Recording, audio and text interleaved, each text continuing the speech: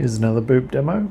So we have a meshy mesh that I've generated. If you can't tell, I really like doing these stylized meshes. It's quite fun. I actually really enjoy making them by hand, but Meshy is a great way to do this really quickly and show some meshes that need some optimization.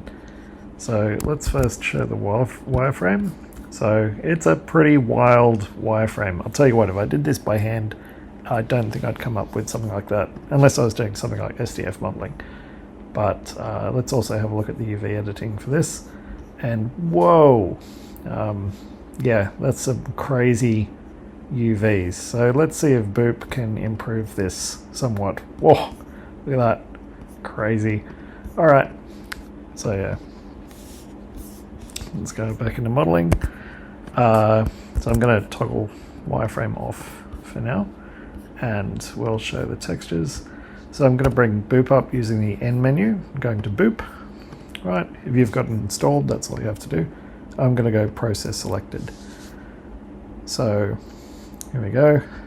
Processing 0, It's going to do the processing in the background. So a reminder, Boop will both reduce the mesh and generate a new UV set and transfer the textures to the new UV set. So it's suggested something like 326,000 triangles. I think we can do a lot better than that, so I'm going to say something like 15,000. Cool, that's much more reasonable.